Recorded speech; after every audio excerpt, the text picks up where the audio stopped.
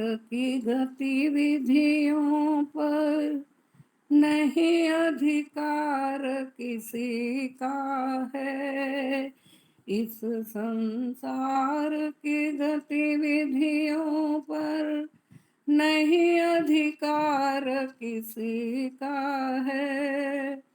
जिसको हम परमात्मा कहते, ये सब खेल उसी का है।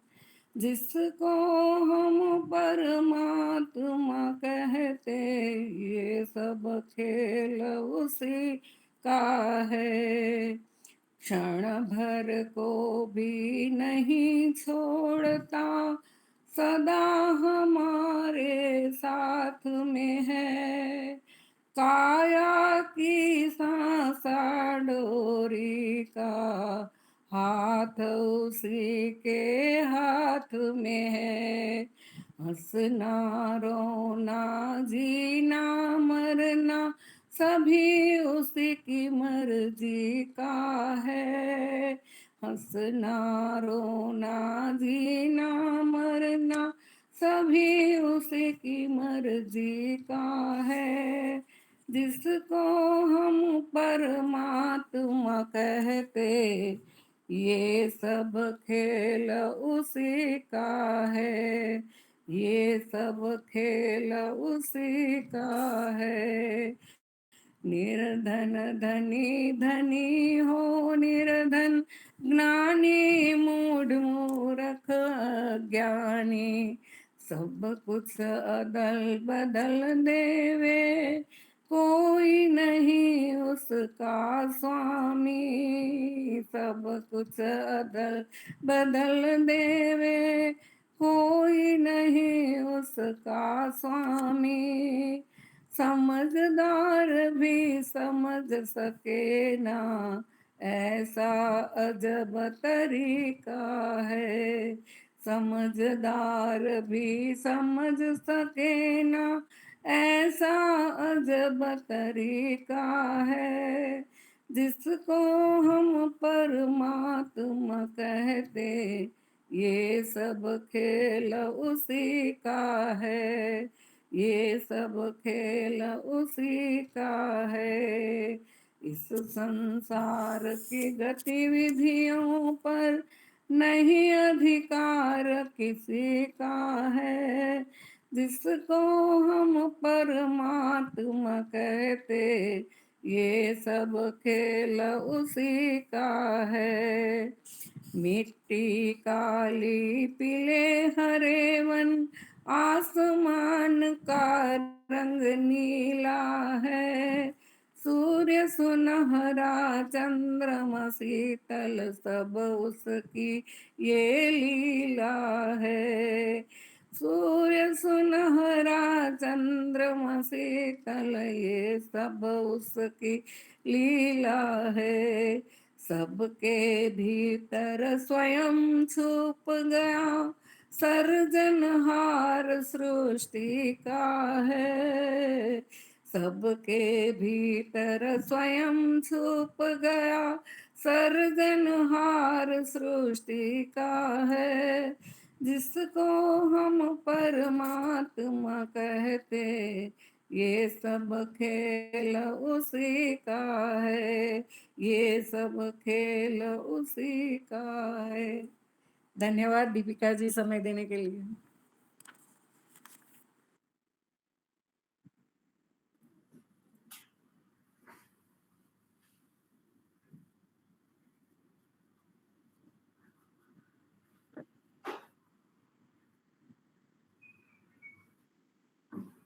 जी, ओम नमस्ते।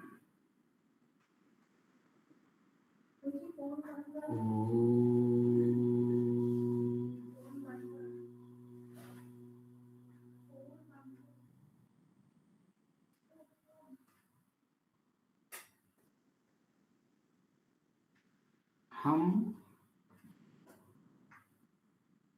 एक ही लक्ष्य को लेके आगे चलते हैं। किस तरह से हम सुखी रहें, किस तरह से हम शांत रहें, किस तरह से जीवन में समृद्धि बने रहे, ऐश्वर्य बना रहे, और किस तरह से हम अपने दुखों से निवृत्त होते रहें।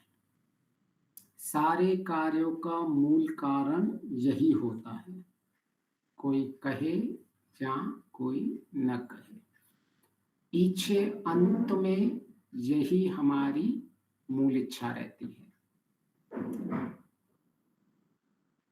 तो हमने अब तक समझा कि जब हम सबका लक्ष्य एक ही है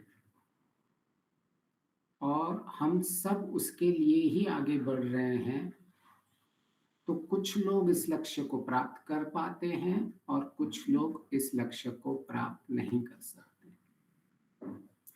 तो हम इसी पे चिंतन मनन कर रहे थे, क्या इसका मुख्य कारण जिस ज्ञान को हम समझते हैं वो है या कुछ और है। तो प्राय तो हम यही कहते हैं कि मुक्ति ज्ञान से होगी, ज्ञानात् मुक्ति, और यहाँ तक सब सही भी है कि मुक्ति अगर होने वाली है, दुखों से मुक्ति होने वाली है, अत्यंत दुखों से मुक्ति होने वाली है, तो केवल और केवल उसका एक ही कसौटी बनेगी, वो कसौटी रहेगी ज्ञान। अब हमारी चर्चा वहां से आरंभ होती है कि ज्ञान होते हुए भी दुख की निवृत्ति क्यों नहीं होती है, और ज्ञान होते हुए भी मुक्ति क्यों नहीं हो रही है, ज्ञान होते हुए भी सुख की प्राप्ति क्यों नहीं हो रही है। तो हमारा मूल केंद्र बिंदु वही है कि हम सब अपने आप को ज्ञानी मानते हैं, ज्ञानी समझते हैं, और कहीं न कहीं परिस्थितियों को जब आकलन करते हैं तो उनका समाधान भी होता है। ऐसा नहीं कि समाधान नहीं है हमारे पास, कि इस परिस्थिति के लिए ये समाधान है, उस परिस्थिति के लिए वह समाधान है। तो हमारा मुख्य केंद्र बिंदु वो है ही नहीं कि हमारे पास ज्ञान नहीं है। हमारी चर्चा का मुख्य केंद्र बिंदु है ज्ञान होते हुए भी हम वह कर्म में क्यों नहीं कर पाते। हम उस परिस्थिति के पहले ज्ञानी रहते हैं, जब वो परिस्थिति चली जाती है उसके बाद भी ज्ञानी रहते हैं, परंतु हमारे लिए जो मुख्य लड़ाई है वो केवल इतने समय के बीच में है कि जब वह परिस्थिति आती है तब हमारा ज्ञान पता नहीं कहाँ चला जाता है।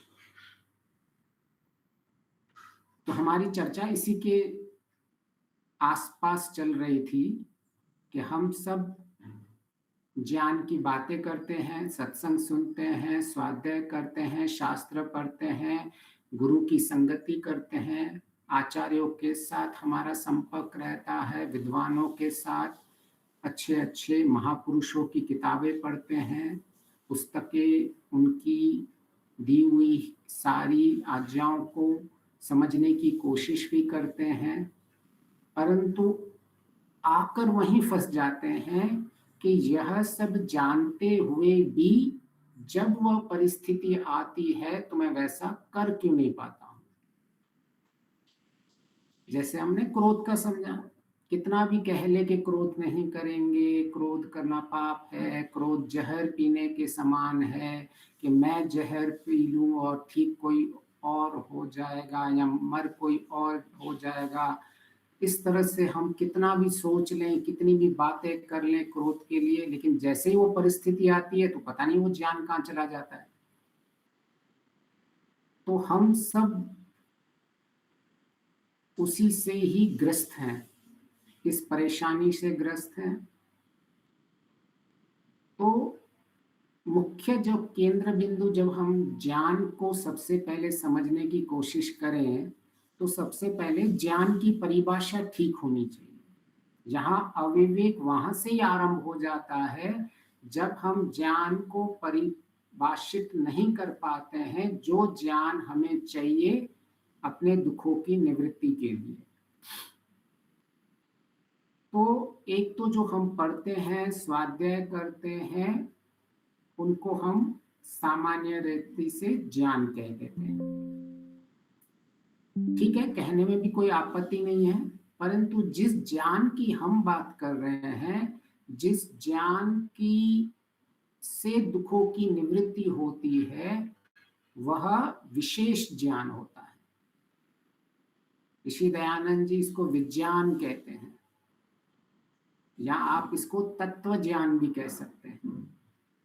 तो शास्त्रों में जहां जहां ज्ञान मुक्ति कहा गया है, ज्ञान से दुख की निवृत्ति होगी, वहां वास्तव में उसका तात्पर्य तत्व ज्ञान और विज्ञान है।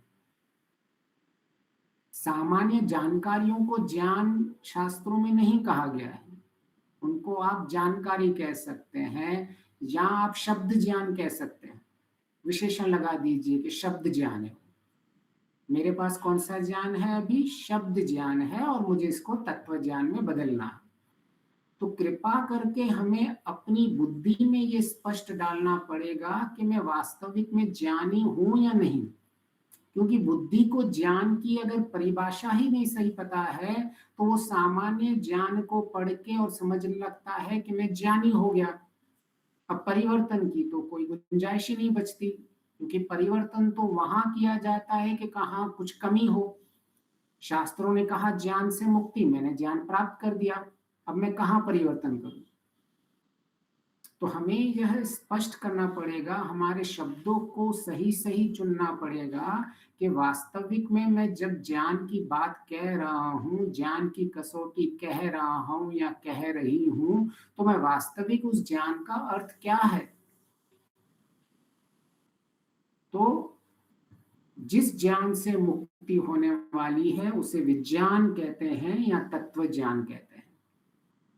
तो यह जो स्वाध्याय करते हैं, हम जो पढ़ते हैं, जो हम सत्संग सुनते हैं, जो हम जितने भी शास्त्रों को पढ़ते हैं, वह एक खिड़की का काम करती है। कौन सी खिड़की? वो दिखाती है, देखो ये रास्ता है, यहाँ जाओगे तो आपका लक्ष्य है, यहाँ आपको इतनी इतनी सब कुछ समृद्धि मिलेगी, आपको ऐश्वर्य मिलेगा। यह खिड़की है जो दिखा रही है। उसको देखने के बाद जब उस पे चलते हैं, तब उसको कहा जाता है ज्ञान।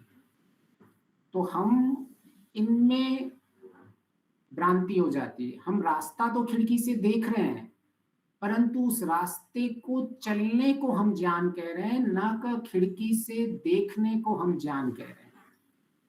तो जब हमें ये स्पष्ट हो जाता है कि हाँ, मैंने अच्छा है, मैंने अपने खिड़की से देख लिया कि बाहर बारिश नहीं हो रही है, इस रास्ते से मुझे जाना है, यहाँ ये चीजों का मुझे उपयोग करना है, ये सब जान लिया।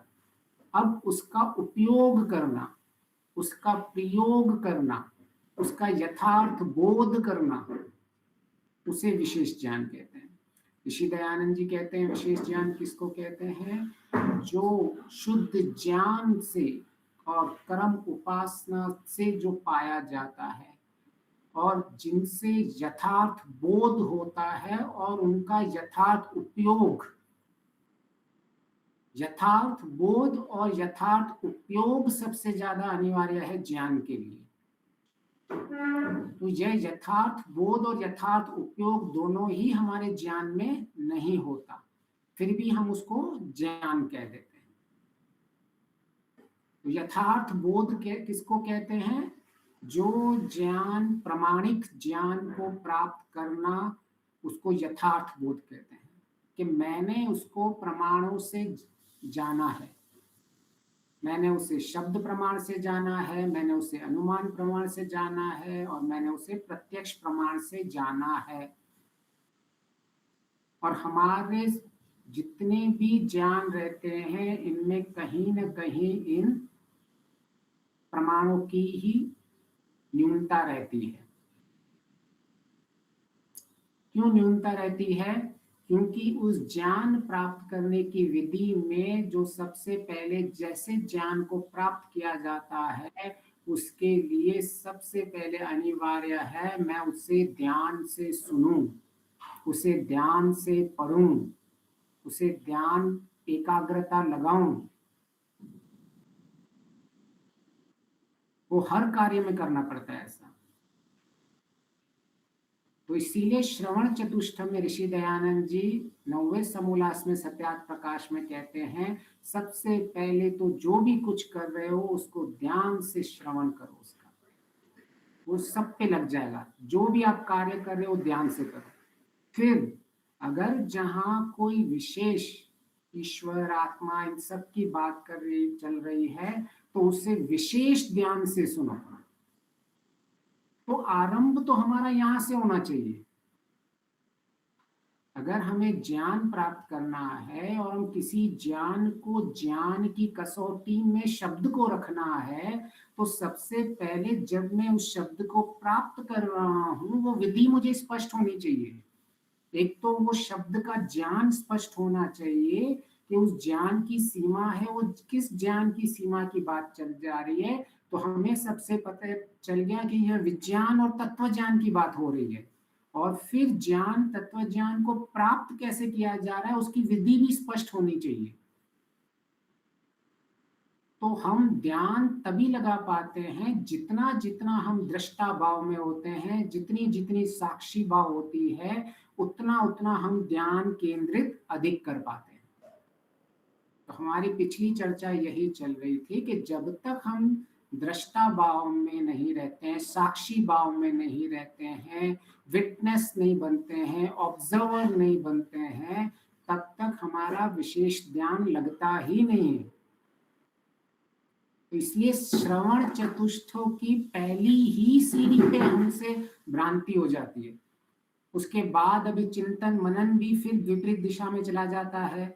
फिर जो निर्णय निकलते हैं वो भी विपरीत निकलते हैं। तो यह सारी एक श्रृंखला है। अगर आगे से ही कहीं गड़बड़ी हो गई है, तो आप कितना भी अच्छा चिंतन मनन करने की आप शक्ति उत्पन्न कर दो, आप चिंतन मनन गलत डेटा पे करोगे। क्योंकि आपने जब पढ़ा था, जब सुना था, तब आपने श्रवण चतुष्टय की पहली जो कसौटी है उसको ही पूरा नहीं किया। तो इसलिए जब हम पहली बार कुछ भी पढ़ें, कुछ भी समझें, कुछ भी सुने, तो उसको ध्यान और विशेष ध्यान से सुने, तब ही उसका चिंतन मनन सही हो सकता है। तो शिव संकल्प मस्तु में सबसे पहले शिव संकल्प इसी चीज का था कि मेरे ये साधन जो है ये भिन्न है और ये मेरे साधन है, मैं अलग हूं। मुझे इन साधनों को उपयोग करना है, सदुपयोग करना है। इन साधनों से मुझे बोध ज्ञान है, ईश्वर से तन प्रण तक है। और छोटी सी छोटी तिनका होता है ना घास का, विज्ञान की परिभाषा में, तो ईश्वर से लेके छोटे छोटे तिनकों का यथार्थ बोध होना चाहिए। मैं कम समझ रहा हूं, लेकिन मुझे वो यथार्थ समझना है। मुझे दुनिया भर का ज्ञान नहीं चाहिए। कम ज्ञान में छोटी सी चीज को समझने की कोशिश कर रहा हूं, लेकिन उसका यथार्थ बोध होना चाहिए। तभी ही विज्ञान उत्पन्न हो सकता है, जिस ज्ञान से दुख की निवृत्ति बात की जा रही है। नहीं तो शास्त्रों को ऐसे ही बदनाम किया जाता है कि मैंने इतने शास्त्र पढ़ लिए, इतने स्वाध्याय कर लिया, मेरे जीवन में तो कोई अंतर नहीं आ रहा है। या उसने इतने शास्त्र कर दिए, हम फिर दूसरों को भी ऐसे ही तोलते हैं। उसने तो वो कहता है उसने ये दर्शन पढ़ लिए, ये उपनिषद पढ़ लिए, उसने है ना इतने वेद पढ़ लिए, उसने सत्यार्थ प्रकाश पढ़ लिया, उसने महाभारत पढ़ लिया, उसने है ना मनुस्मृति पढ़ ली, उसने गीता पढ़ ली, लेकिन हमको तो नहीं दिखता है। इसका अर्थ यह है कि शास्त्रों से तो कोई लाभ ही नहीं है। तो क्योंकि इन सब के पढ़ने के पीछे यथार्थ बोध जब तक नहीं होता, तब तक यह केवल विज्ञान की कोटि में, तत्व ज्ञान की कोटि में आता ही नहीं है। तो कम से कम हम शब्दों में स्पष्ट हो जाएं कि ज्ञान किसको कहा जा रहा है, किस ज्ञान से हमारे दुख की निवृत्ति होने वाली है। तो यहां तक सब सही हो गया। यथार्थ ज्ञान, विज्ञान, तत्व ज्ञान, जब तक यह ज्ञान हमें स्पष्ट नहीं होंगे तब तक हम अपने आप को भी कभी सही नहीं कर पाएंगे। हमें भी दुविधा रहती रहेगी कि ऐसी क्या मुझ में कमी रह गई कि मैं ज्ञान पाने के बाद भी मेरे दुख कम नहीं हो रहे। हम अपने आप पे प्रश्न करने लग जाएंगे अगर ये जो शब्दों की परिभाषाएं सही नहीं आई। और मैं कई लोगों को देखता हूं,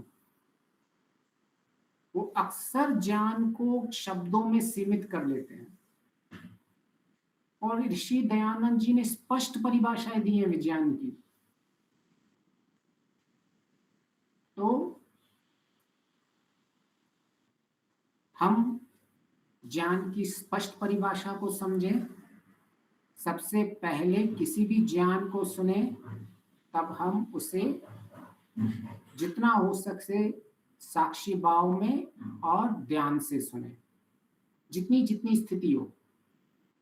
तो यह सबसे पहले हमने शिव संकल्प मस्तु में देखा कि मेरे साधन है वो, ये अंतकरण, ये शरीर मेरे साधन है, मेरे इंस्ट्रूमेंट है, मेरे कंपोनेंट है। मैं इनका उपयोग करूंगा, मैं इनसे यथार्थ बोध करूंगा, तब जाके उस ज्ञान को उपयोग से मेरे दुख की निवृत्ति होगी। नहीं तो जब तक मैंने इनका उपयोग नहीं भोग किया है, हमारे दुख की निवृत्ति क्यों नहीं हो रही है? क्योंकि हम उपयोग नहीं, चीजों का भोग कर रहे हैं। भोग में हम ज्ञान युक्त काम नहीं कर रहे होते हैं, भोग में अज्ञान युक्त कार्य चल रहा होता है, और उपयोग में यथार्थ काम चलता रहता है। तो हम जब ये स्पष्ट हो जाता है शिव संकल्प के माध्यम से कि इन साधनों का मैं उपयोग करूंगा, ये साधन जो जागते हुए दूर दूर तक जाते हैं, जो ये सोते हुए भी दूर दूर तक ये मेरा मन जाता है, इसके बाद वो सुषुप्ति अवस्था में जाता है, फिर मैं जो तुर्य अवस्था में जाके मेरी अंतिम स्थिति बनती है। तो इसमें सारा जीवन आ गया। इससे ज्यादा क्या होता है? हम जागते हैं, सोते हैं, सुषुप्ति अवस्था में जाते हैं और अंतिम समाधि की अवस्था में पहुंच जाते हैं। तो यह एक एक मंत्र अपने आप में जीवन बदलने का मंत्र होता है। वेद की यही तो विशेषता है कि आपने ऋषि एक एक मंत्र के ऋषि होते थे। ऐसा नहीं कि बहुत उनको कहते हैं मंत्र ज्ञाता, उनको साक्षात्कार होता था उन मंत्रों का। लेकिन हम क्वांटिटी में बिलीव करते हैं, मैंने इतना पढ़ लिया, मैंने इतना पढ़ लिया, मैंने उतना पढ़ लिया। अरे भाई, आप कम से कम एक पंक्ति पढ़ो, लेकिन उस पंक्ति को अगर आपने साक्षात्कार कर लिया वेद के मंत्र को, तो जीवन बदल जाता है। इतना पढ़ने के बाद भी जिसका जीवन नहीं बदल रहा है, वो पढ़ नहीं रहा है, वो ज्ञान प्राप्त नहीं कर रहा है, वो केवल चीजों को, शब्दों को इकट्ठा कर रहा है। इसको जानकारियां कहते हैं, उसको ज्ञान नहीं कहते हैं। हमें शब्दों का चयन सीखना पड़ेगा। जानकारी किसको कहते हैं कि भाई ये अमेरिका है, ये उत्तर की दिशा में है, ये पश्चिम की दिशा में है, यह दुबई है, ये यहाँ है, यहाँ, ये सारी जानकारियां हैं। इन जानकारियों से कोई दुख की निवृत्ति नहीं होती है। यहाँ अगर किसी को जानकारी शब्द समझ में नहीं आ रहा है तो उसको शब्द ज्ञान का उपयोग कर लो आप, परंतु उसको विज्ञान और तत्व ज्ञान के साथ हमें मिलाना नहीं। भ्रांति हमारी वही हो जाती है। तो ऋषि दयानंद जी विज्ञान की भाषा में हमने स्पष्ट समझ लिया, ईश्वर से लेके कण तक समझना है, उसका यथार्थ बोध होना चाहिए और यथार्थ उपयोग। ये बहुत गहरा है, उपासना लोग बहुत करते हैं। कहते हैं हम बहुत ध्यान करते हैं, उपासना में बैठते हैं, लेकिन उपयोग ही नहीं करना है। उपासना में जब तक हमने उपयोग किसी चीज का नहीं किया है तो उसका उपासना से कैसे संबंध होगा।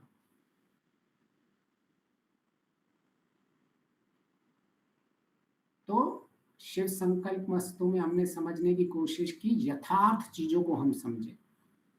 तो हमने सबसे पहले जागते हुए जो दूर दूर जाता है, सोते हुए भी दूर दूर जाता है। किसी को याद है हमने सोते हुए का अर्थ क्या क्या निकाला था, जो दूर दूर तक जाता है उससे क्या हमने समझा था, ईश्वर क्या कहना चाहते हैं। जो हमारा सूक्ष्म शरीर है जी वो निष्क्रिय हो जाता है जी, और बहुत और बढ़िया। फिर वो अपने समय पर फिर वो सक्रिय हो जाता है, तो जागना जी कहते हैं उसे। जी, हम और जब मौत में और उसमें यही अंतर है कि वो बाद में फिर सक्रिय होता नहीं है, और ऐसे हम रोजाना ही मृत्यु में जाते हैं, लेकिन सक्रिय हो जाता है शरीर। पूरी तरह हमारा अहंकार जो है वो कभी नहीं सोता है। बहुत बढ़िया माता जी। तो हम जब सोने से पहले हमारा ये शरीर जो था, ये स्थूल शरीर, वो पूरा का पूरा जगा हुआ रहता है। हम जैसे ही सोते हैं तब सबसे पहले हमारी स्वप्नावस्था आती है, तो हमें पता चलता है कि हमारा एक सूक्ष्म शरीर है, क्योंकि उस सूक्ष्म शरीर में से भी हमें सब कुछ दिखता रहता है। जैसे हम स्थूल इंद्रियों से, गोलकों से देखते रहते हैं, अंदर भी हम लोगों को देखते रहते हैं। सब कुछ इंद्रियां जैसे बाहर है वैसे अंदर सूक्ष्म इंद्रियां भी है, ये उसका प्रमाण है। दूसरा हमने प्रमाण ये देखा कि सबसे पहले मेरा जब स्थूल शरीर निष्क्रिय हो जाता है तो मेरी उसके बाद सूक्ष्म शरीर में से कौन सा अंग निष्क्रिय हो जाता है? बुद्धि। बुद्धि, क्योंकि सपनों में हमारी बुद्धि काम नहीं करती है, हम कुछ भी उल्टा सीधे सपने देखते रहते हैं। तो हमें पता चल गया मेरा स्थूल शरीर निष्क्रिय हो गया, उसके बाद मेरी बुद्धि निष्क्रिय हो गई। और कमाल देखो, और क्या कहना चाहता है देखो, मतलब इसमें कितनी गहरी बात है। ये दो सामान्य शब्द दिखते हैं, लेकिन जब यथार्थ ज्ञान, तत्व ज्ञान कहते हैं, तो हम वो तत्व ज्ञान और यथार्थ ज्ञान की प्रक्रिया ही कर रहे हैं अभी ये। क्योंकि वैसे तो ये केवल दो शब्द है ना, कि जागते हुए दूर दूर जाता है, सोते हुए भी दूर दूर जाता है, इसमें कौन सी बड़ी बात है। लेकिन कितनी गहराई है। यथार्थ किसको कहते हैं? ज्ञान और यथार्थ बोध, बोध होना में साक्षात होना उसका। अब देखो कितनी इसमें एक और रहस्य, अगर चिंतन मनन हम करेंगे कि बाहर जितनी भी चीजें दिखती हैं उसके लिए सूर्य चाहिए, ठीक है, और घर के अंदर भी दिखती है उसके लिए भी लाइट चाहिए। अभी वो स्वप्न में जो दिख रही है उसकी लाइट कहाँ से आई? हमारे आत्मा पुंज से, आत्म ज्योति से। तो मतलब ये मैं आपके चिंतन के लिए छोड़ देता हूँ कि भाई सब लोग कहते हैं कि बाहर हमें दृश्य तभी दिखते हैं जब कोई ना कोई ऊर्जा होती है, सूर्य की ऊर्जा है। यहाँ फिर अंदर जब हमारे रूम में बल्ब की ऊर्जा है, ट्यूबलाइट की ऊर्जा है। तो अब तो मैं सपने में सब कुछ, ये तो अंधेरा हो गया, मैंने आंखें बंद कर दी, अभी अंधेरा हो गया, अब तो कोई ऊर्जा भी नहीं है, अंधेरे में भी मुझे बहुत कुछ दिख रहा है। वहां किसने ऊर्जा डाली? मतलब ये चिंतन मनन की स्थिति की मैं गहराई की बात कर रहा हूँ। आप जब सोचोगे कि ये ऊर्जा आई कहाँ से अंदर, बाहर तो मैंने सब कुछ बंद करके रखा है, और मैं तो मानता हूँ कि सूर्य होना चाहिए, कोई ना कोई ऊर्जा होनी चाहिए, आंखों पे लगता है तभी मुझे दिखता है। मन मन तो मन अच्छा, मन वो रोशनी देता है। मन मन अंदर मन के द्वारा देखता है आचार्य जी संस्कार। जी जी, आप इस पे चिंतन मनन कीजिए, ये बहुत गहरा प्रश्न है, इसको आपको और थोड़ा चिंतन मनन करना। हम इसको जिनका भी हो जाए, आप आने वाली कक्षा में मुझे इसका उत्तर देना, जहाँ हम प्रयास कराएंगे। अभी तक तो हम इतने उत्तर, इतने डीप तक, अंदर तक, यथार्थ तक चले गए। मैंने उस यथार्थ के नीचे भी उस बोध तक आपको पहचाने, लेके जाने की कोशिश कर रहा हूँ कि ऐसा क्या है जहां मेरी रोशनी नहीं है तो भी मुझे दिख रहा है इतने अंधेरे में। इससे अंधेरा तो कोई अंदर कुछ होता ही नहीं है। जागृत अवस्था में जो देखा सुना है उसके संस्कार जो हम उठाते जागृत अवस्था में उसके संस्कार है, तो इसका अर्थ क्या है? संस्कारों में अंदर क्या गया? ऊर्जा गई। नहीं, चित्त में जो संस्कार है ना वो उठाता है ना। हाँ हाँ, वो आचार्य उठा। ज्ञान ज्ञान से होता है, ज्ञान से। देखो लीला माता जी, आप सही है, उठते संस्कार के कारण ही है, लेकिन हमारा प्रश्न वो हो रहा है कि वो ऊर्जा कहाँ से आई जिससे दिख रहा हो। मतलब मुझे तो सपने में सब कुछ दिख रहा है ना, उड़ते हुए लोग दिख रहे हैं, पानी दिख रहा है मुझे, सब कुछ बैल दिख रहा है, भले जिसके खरगोश दिख रहा हो, जिसके सींग हो, कुछ भी दिख रहा है, मुझे वो साक्षात दिख रहा है। और दिखने के लिए ऊर्जा होना अनिवार्य है, जो हमारा मुख्य नियम है। जो हम घर पे जितनी भी चीजें बाहर देखते हैं उनके लिए ऊर्जा होना अनिवार्य है। जब तक हमारे पास सूर्य की ऊर्जा या उसकी जैसे देखने की ऊर्जा नहीं होती है, तब तक हम देख नहीं पाते हैं। तो इसका अर्थ यह है कि हमें ये बहुत कुछ बताना चाहता है। आप सब सही दिशा में जा रहे हो, आपका चिंतन मनन बहुत अच्छा है, सही दिशा में जा रहे हो। संस्कार हैं, हमारे संस्कार उठ रहे हैं, वही संस्कार आ रहे हैं। तो उससे एक अर्थापत्ति तो ये भी निकल रही है कि जो हम देख रहे हैं, सुन रहे हैं, वो केवल देख रहे सुन रहे नहीं है, हमारे मस्तिष्क में वो सारी ऊर्जाएं भी जा रही हैं। एक तो ऐसा आप मान सकते हैं ना, क्योंकि यही ऊर्जा बाहर मुझे दिखा रही थी, तो क्या मेरे संस्कारों में कोई ऊर्जा भी स्मृति में जा रही है? क्योंकि मेरी स्मृति से ही मेरे को स्वप्न आ रहे हैं ना। लीला माता जी, मैं सही कह रहा हूँ ना?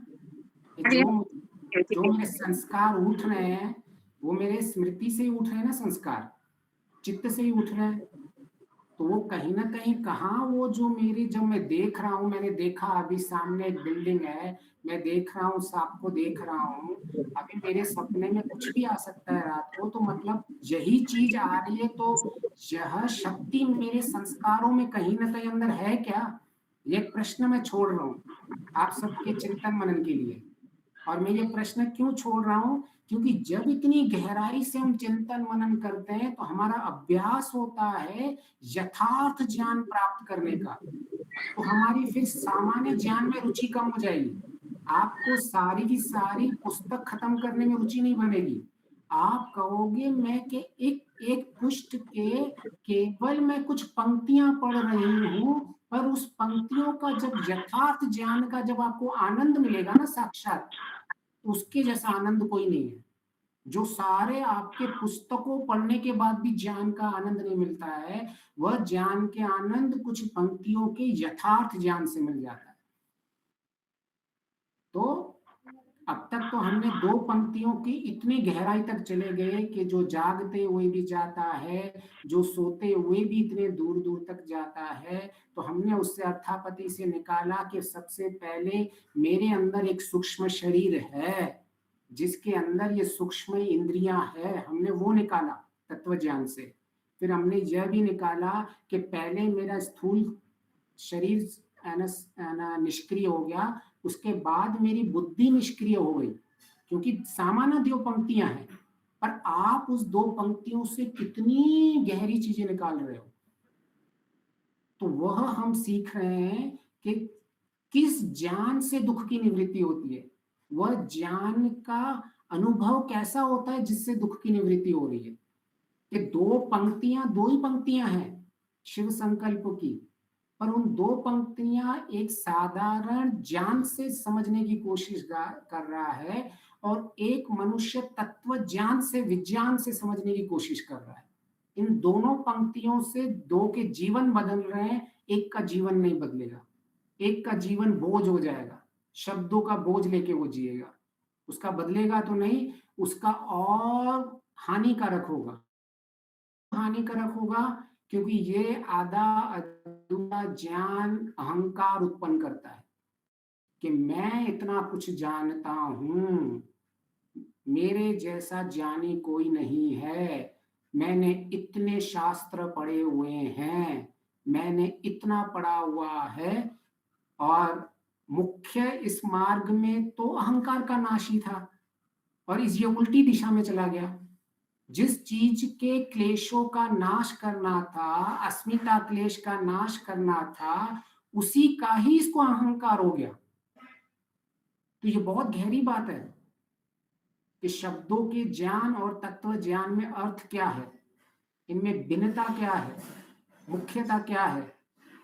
तो ये केवल हम शिव संकल्प का एक मंत्र की परिभाषा नहीं ले रहे हैं, हम पूरा का पूरा आध्यात्मिक विज्ञान समझ रहे हैं कि वास्तव में किस विज्ञान से दुख की निवृत्ति होती है।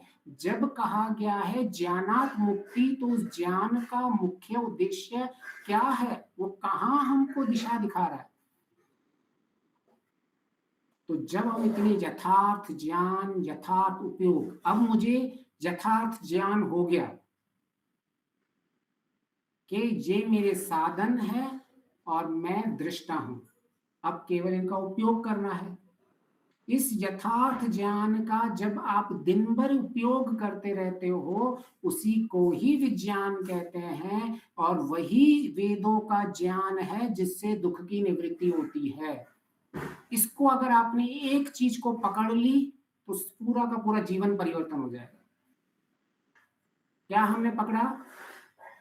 जो मेरा शिव संकल्प में मैंने यथार्थ ज्ञान को पकड़ा कि ये मेरे साधन है। एक साधन है जो मेरा पहले स्थूल शरीर है वो निष्क्रिय हो जा रहा है, सूक्ष्म शरीर में पहले बुद्धि निष्क्रिय हो रही है। मैं ये यथार्थ ज्ञान को ले रहा हूं, उपयोग अभी तक नहीं किया मैंने, इसलिए मेरा पूरा विज्ञान नहीं माना जाएगा। अभी इसको मैं केवल यथार्थ बोध कह रहा हूं। अब जब मैं सवेरे उठा और मुझे पता चला कि मेरा ये स्थूल शरीर सक्रिय हो गया, मेरा सूक्ष्म शरीर सक्रिय हो गया, अब मैं जब इनका प्रयोग साक्षी भाव में करूंगा कि ये अलग है, मैं अलग हूं, मेरे आलंबन आते हैं, पिछले संस्कार उठते हैं, अब मैं इन संस्कारों में परिवर्तन करूंगा। अब देखो आपके संस्कार में कितने जल्दी परिवर्तन हो जाते हैं। जिन परिवर्तनों को आप सालों सालों हमको लग जाते हैं, केवल इतने से ज्ञान के कारण आप में इतना अधिक परिवर्तन हो जाएगा कि आप कहोगे कि हाँ, वेद में इतनी शक्ति है, वेद के ज्ञान में इतनी शक्ति है कि वो मेरा दुख दूर कर रहा है। आप साक्षात देखोगे आपकी कैसे दुख की निवृत्ति हो रही है और सुख की प्राप्ति, आनंद की प्राप्ति हो रही है, इसी संसार में होने वाली है। अच्छा, हमें सुख की परिभाषा और दुख की परिभाषा तो स्पष्ट है ना, कि संसार में सुख लेना है कि नहीं लेना है? कोई बताएगा? क्योंकि ये बहुत मैं देखता हूं, ये बहुत हम इस सुख और दुख की परिभाषा में ही, क्योंकि हमारा ये लक्ष्य है सुख की प्राप्ति और दुख की निवृत्ति। हाँ जी। आचार्य जी, सांसारिक चीजों में सुख दुख अज्ञान है, सत्वगुण सुख प्रदान है, तो ये इंद्रियों के सुख इंद्रियां लेते हैं, लेकिन आत्मा का ये साधन है प्रकृति, परमात्मा से आनंद मिलता है जीवात्मा को। ये नितांत दुखों से छूट जाता है, प्रकृति से छूटने वाला नहीं। ये साधन है, दुख सुख नहीं लेना चाहिए। तो इस साधन से सुख, अगर आपको, आप खीर खाती है माता जी? खीर खाती है, उसमें सुख मिलता है? उसमें सुख मिलता है माता जी? मिलता है। उस खीर का सुख लेना चाहिए कि नहीं लेना चाहिए? नहीं लेना। नहीं लेना। नहीं लेना। नहीं, ये बहुत गहरा प्रश्न है, और इसमें हर बार मैं जब भी ये सुनता हूँ कि सुख की, हमारा लक्ष्य यही है, सुख की प्राप्ति और दुख की निवृत्ति। यहीं तो आके हमारे सारे जो ज्ञान पे है ना, विवेक, और इसी को विवेक कहते हैं। तत्व ज्ञान और सामान्य ज्ञान में यही अंतर रहता है। आपको कहेंगे, आपने सालों तक, मैं तो यही सुनता रहा कि संसार में सुख नहीं लेना है। आज भी लोग, सन्यासी लोग यही कहते हैं, संसार में सुख नहीं लेना है।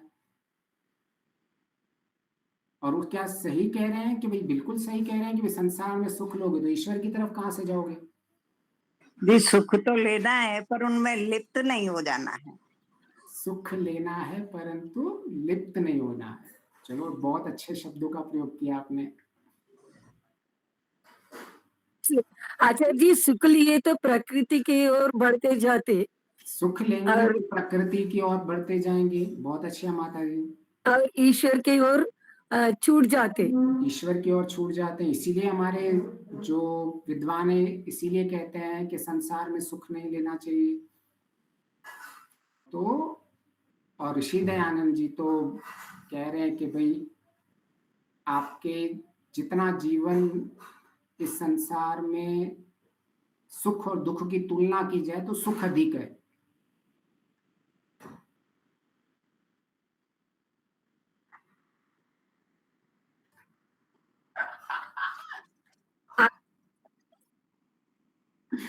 आचार्य जी मैं इसीलिए सुख आपको है बात लेकिन आचार्य जी सुख है लेकिन दुख मिश्रित सुख है। देखो, बहुत बढ़िया बात। देखो, इसीलिए चिंतन देखो दीपालिका जी आ रहा है ना, बाहर चीजें बाहर आ रही हैं, सब चीजें बाहर आ आपसे रही है धीरे धीरे। आचार्य जी आपसे ये वार्तालाप ये निष्कर्ष नेट ओपन हो रहा सत्संग से माध्यम से विद्वानों की सांगत्य के माध्यम से। हाँ, देखिए, हमें इसीलिए मैं कहता हूँ हम केवल हमें अपने शब्दों की परिभाषा को सही सही रखना है। तो सुख जो है वो 4 तरह के सुख होते हैं: तामसिक सुख, राजसिक सुख, सात्विक सुख और ब्रह्मानंद का सुख। ठीक है ना? तो ये हमें स्पष्ट होना चाहिए कि सुख की परिभाषा जब हम कह रहे हैं, एक लोग आपको मिलेंगे वो भी सही कह रहे हैं कि संसार में सुख नहीं लेना है, सुख मुझे नहीं लेना है, वो भी सही है। और मेरे जैसा कहेगा कि भाई सुख तो आपको चाहिए होगा। तो ना वो गलत कह रहे हैं ना मैं गलत कह रहा हूं। मैं जब सुख लेने की बात कह रहा हूं और जब वो कहते हैं संसार का सुख नहीं भोग। अच्छा, आपके पास 2 विद्वान हैं। एक विद्वान कहेगा संसार में सुख नहीं लेना चाहिए, कहते हैं, ठीक है। दूसरा कहता है सुख लेना चाहिए, ठीक है। तो क्या ये दोनों गलत हैं? नहीं है गलत, ठीक है।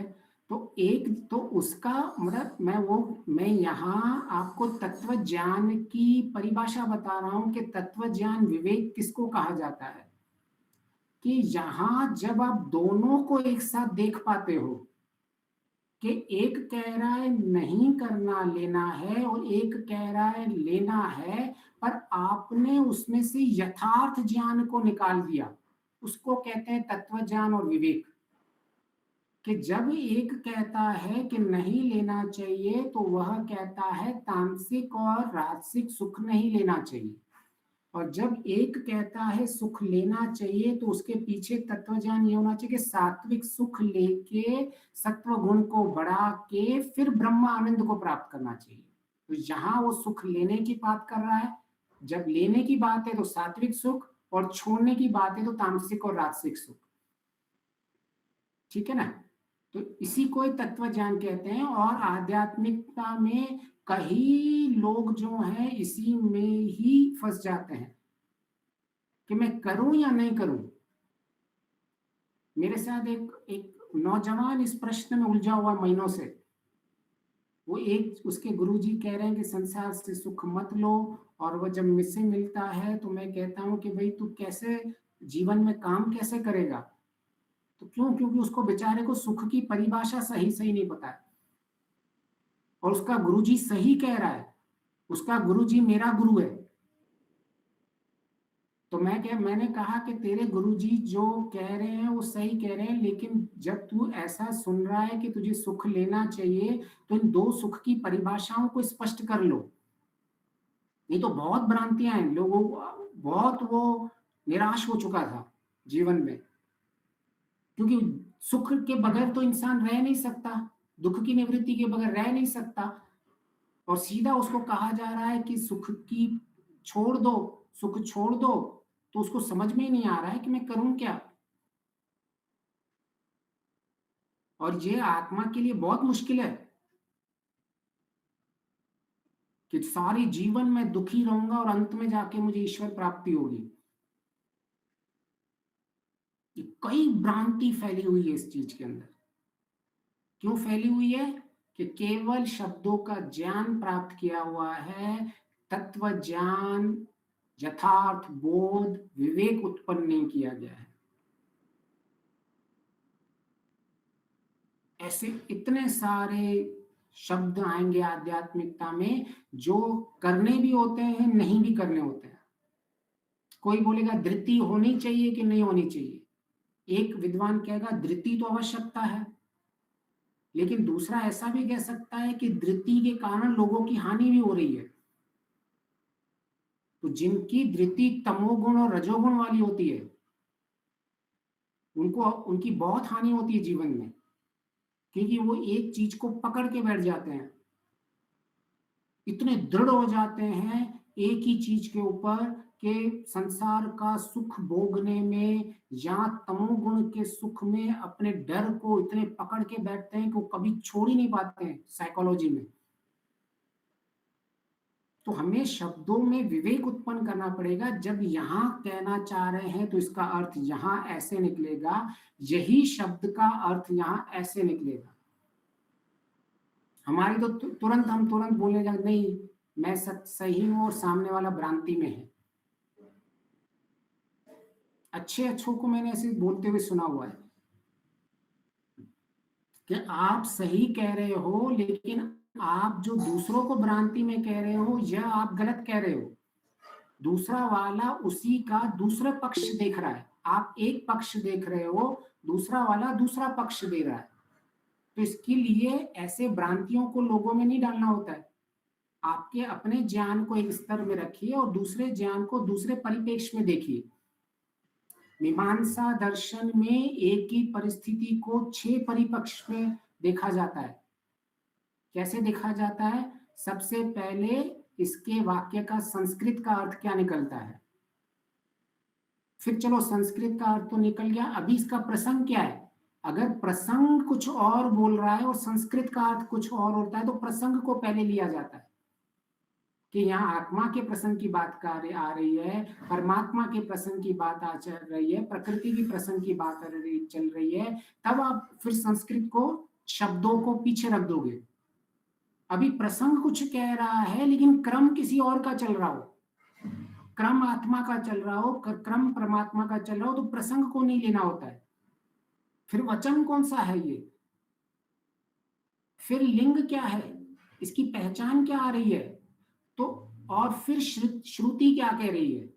तो 6 दृष्टियां एक साथ चलती हैं, एक साथ 6 दृष्टियां, तब जाके निर्णय लिया जाता है विवेक से कि इस शब्द का वास्तविक अर्थ क्या है।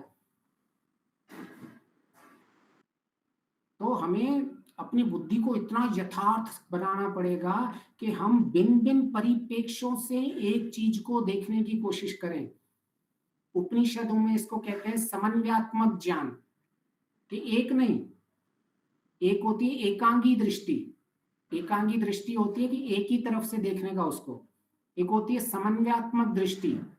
मैं लीला माता जी का भी सुनूंगा, योगेश्वरी माता जी का भी सुनूंगा, दीपालिका जी का भी सुनूंगा, पद्मा माता जी का भी सुनूंगा। सबके सुनने के बाद सबका फिर एक निश्चय निकलूंगा। वो हो सकता है चारों लोग अलग अलग कह रहे हो, लेकिन वो चारों लोग अलग अलग शब्द में अलग अलग परिप्रेक्ष्य में कह रहे थे, परंतु वो पहुंच एक ही जगह पे रहे थे। ऐसा होता है। इसको कहते हैं विवेक तत्व ज्ञान को प्राप्ति करना। तो हम वो प्रक्रिया को समझ रहे थे। हाँ गणेश भाई जी, आपका कोई प्रश्न है? हाँ, नमस्ते आचार्य जी। हाँ जी। वो तामसिक और नास्तिक गुण वाले जो देश है, तामसिक गुण वाले नास्तिक लोग, वो सबसे आगे है विश्व में, तो उसका क्या कारण होता है? हाँ, तो वो आगे की परिभाषा आप थोड़ा बता दो, आगे की परिभाषा क्या है आपकी? हम तो आगे उसको कहते हैं जो ऐश्वर्य युक्त हो। ईश्वर की दृष्टि में जो ऐश्वर्य युक्त होता है वो सबसे ज्यादा आगे होता है। हाँ, अभी और ऐश्वर्य ईमानदारी भी वहाँ ज्यादा है। कहाँ कहाँ की बात कर रहे हो आप? नॉर्वे में, स्वीडन। अच्छा, नॉर्वे, स्वीडन, इन सब की बात कर रहे हो कि आप वो वहां नास्तिक लोग भी ज्यादा हैं और आप कह रहे हो कि उनमें समृद्धि भी ज्यादा है, ऐसा कह रहे हो आप? हाँ, ऐसा कह रहा हूँ। अच्छा अच्छा अच्छा अच्छा। देखिए, इसका उत्तर बहुत ही सीधा है कि जब जितना जितना आपको लाभ होता ईश्वर के साथ मिलके होगा, आपके पास दूध का ग्लास है, उस दूध के ग्लास में आप सामान्य शक्कर डालिए, फिर आप ड्राई फ्रूट डालिए, फिर आप हल्दी सौंठ डालिए, जितना जितना आप डालोगे उतना उतना उसका उपयोगी होगा। तो अगर हम में जो ईश्वर को मानते हैं और जो ऐश्वर्य युक्त करके जो ईश्वर को मानेगा, उसका दूध उतना पौष्टिक होगा, और जो ईश्वर को नहीं मानेगा उसका दूध उतना पौष्टिक नहीं होगा। तो आप ऐसे समझ लीजिए कि भारत के अंदर जो बैठा हुआ है, जो ईमानदारी से चल रहा है, जो यम नियम का पालन कर रहा है और जो ईश्वर को मान रहा है, वह सबसे अधिक सुख पाएगा। और जो केवल ईमानदारी से चल रहा है और जो केवल अपने जीवन को धर्म से चल रहा है, उसको सकाम धर्म का सुख मिलेगा, लेकिन उसको मुक्ति वो का तो कल्पना ही हुई नहीं, मिलेगा वो तो काल्पनिक कल्पना ही हुई नहीं। नहीं, उनको साक्षात मिलेगा उतना उतना सकाम। अभी जो भी जितने लोग सकाम धर्म करते हैं उनको सकाम कर्म का सुख मिलता है, जो निष्काम करते हैं उनको अधिक सुख मिलता है, उनको आंतरिक सुख भी मिलता है। जो केवल सकाम बाहर के अच्छे धर्म के करते हैं, अभी आप गणेश भाई 10,000 रुपए का दान दीजिए कहीं, तो आपको उसके पुण्य तो मिलने ही वाला है। अभी एक है कि आप 10,000 मिलने वाला वो तो एक कल्पना ही हुई नहीं, मिलने वाला है। नहीं पुण्य मिलेगा कर्म, कब वो तो दिखाई नहीं देगा। नहीं मिलने वाला है का अर्थ जब मैं कह रहा हूं कर्म फल में तो मिलेगा ही मिलेगा, कर्म फल की व्यवस्था है ये। सकाम कर्म का आपको पुण्य कर्म जो है, उन पुण्य कर्म का फल तो मिलेगा ही मिलेगा, उसका कोई मतलब उसमें कल्पना नहीं है। ये ईश्वर का नियम है, ईश्वर के नियम में कोई कल्पना थोड़ी होती है। तो वो उसको सकाम का पूरा उसको पुण्य कर्म का फल मिलेगा। अब लेकिन जो निष्काम भाव से कर रहा है कि मैं 10,000 का दान भी दे रहा हूं, लेकिन मेरी लोकेशना पुतेशना ईश्वरा नहीं है, केवल ईश्वर की आज्ञा का पालन है और मेरे अंदर मेरे मन को अंतःकरण को अच्छा लगता है, इसीलिए मैंने दान दिया। तो मेरे को एक बाहर का भी मेरे को जो अच्छे लोगों के संबंध होंगे वो भी अच्छे होंगे और मेरे मन का सुख भी मिलेगा मुझे। तो यहाँ मिलेगा, जो नॉर्वे में होंगे वो एक अंश तक सुखी होंगे, लेकिन उससे आगे वो कभी नहीं बढ़ सकते। तो हमारे यहाँ जो ईश्वर का नाम लेंगे लेकिन अपने कैरेक्टर में परिवर्तन नहीं करेंगे, वो उनसे ज्यादा दुखी होंगे। तो अगर उनको और सुखी होना है तो उनको ईश्वर के शरण में आना पड़ेगा। हमारे यहाँ भी दो भाग बनेंगे, जो ईश्वर को मानते हैं और उसके अनुरूप आज्ञा का पालन करते हैं, वो ज्यादा सुखी होंगे। तो यह नियम हर जगह काम करेगा कि हमारे लिए जो जितना जितना हम इसका है, ऋषि दयानंद जी कहते हैं तमोगुण रजोगुण को छोड़। सबसे पहले हमें तो जो हम सकाम अधर्म करते हैं उनको छोड़ना है, फिर सत्व गुण में स्थापित होना है, फिर उसको भी छोड़ के ईश्वर के और धर्म के अग्रभाग में एकाग्रता अवस्था करनी है, फिर निरोध अवस्था को प्राप्त करना है। तो सारा का सारा जीवन इसमें स्पष्ट कर दिया। पहले सकाम अधर्म कर्म को छोड़ो, सकाम धर्म कर्म करो, फिर सकाम धर्म कर्म को भी छोड़ के निष्काम कर्म करो। इनमें आपके दुख की निवृत्ति निरंतर होती रहेगी और दुख की निवृत्ति सुख निरंतर बढ़ता रहेगा। ठीक है ना गणेश भाई जी? जी, जी। लेकिन जी। आत्मा में तो वो नहीं जाता है ना, तमोगुण, रजोगुण, सत्वगुण आत्मा में तो प्रवेश नहीं करता है ना। लेकिन कोई उसको भी अनुभूति होती है, प्रवेश नहीं करेगा लेकिन उसकी अनुभूति तो होती है ना। अनुभूति करेगा केवल। आ- हाँ, अनुभूति तो होगी। ठीक है, आचार्य धन्यवाद। आंतरिक अनुभूति होती है। हाँ जी, धन्यवाद आप। आंतरिक अनुभूति होती है, आंतरिक काल्पनिक अनुभूति। नहीं नहीं, आंतरिक अनुभूति होता है। हाँ, आंतरिक शब्द कह रहा हूँ। हाँ, आंतरिक अनुभूति तो होगी बिल्कुल। जितना आपको अभी सो रहे हो तो सोगे तो जी, जी, धन्यवाद, धन्यवाद। रजोगुण तमोगुण जब भी बढ़ेगा तो उसकी आंतरिक अनुभूति होगी। तो हम यहाँ तक निष्कर्ष आज पहुंचा कि हम जब कहते हैं कि सुख की प्राप्ति करनी है, तब हम वह सुख की प्राप्ति कहते हैं जो सात्विक सुख हो, और जो सात्विक सुख हमें ईश्वर तक ले जाए। और हम वो भी सुख प्रारंभ में जो सकाम अधर्म कर्म करते हैं, और जब वो सकाम धर्म की कर्म में जाएंगे उनको संसारिक सुख मिलेगा। जो अधर्म कर रहा था और अभी धर्म का काम कर रहा है, उसको भी उन दोनों के जब कंपेयर करेंगे तो सकाम धर्म वाले को अधिक सुख मिलेगा। तो यह तो होने ही वाला है। तो सुख की परिभाषा हम स्पष्ट कर दें कि मुझे तामसिक और राजसिक सुख नहीं चाहिए, मुझे सात्विक सुख चाहिए और ब्रह्मा आनंद की सुख की ओर बढ़ना है। तो जब दो लोग सुख की, एक कहेगा सुख की प्राप्ति करनी चाहिए, तब वह कहता है कि भी सात्विक सुख की प्राप्ति करनी चाहिए। जो विद्वान कहेगा सुख की प्राप्ति नहीं करनी चाहिए, वो तामसिक और राजसिक के परिप्रेक्ष्य में कहता है। तो हमें ये स्पष्ट होना चाहिए कि मैं तामसिक सुख और राजसिक सुख मुझे नहीं लेना है। बाकी तो हमारा वेद का मंत्र कहता है, शन्नो मित्र शन्नो वरुण शन्नो इंद्र शन्नो वरुण शन्नो विष्णु शन्नो ब्रह्म बृहस्पति। मुझे कल्याणकारी सुख चाहिए, मुझे न्यायकारी सुख चाहिए, मुझे व्यापक सुख चाहिए, मेरी वाणी का सुख चाहिए। ये तो वेद खुद कह रहा है। तो हमारे लिए प्रॉब्लम आ जाता है, हमको सुख तो चाहिए लेकिन कल्याणकारी हम नहीं लगाते हैं। और ईश्वर कहता है तुम्हारा सुख कल्याणकारी होना चाहिए।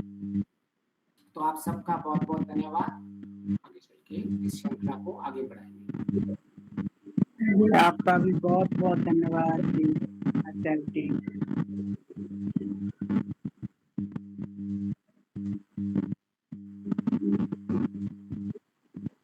बहुत अच्छा रहा आज का ज्ञान का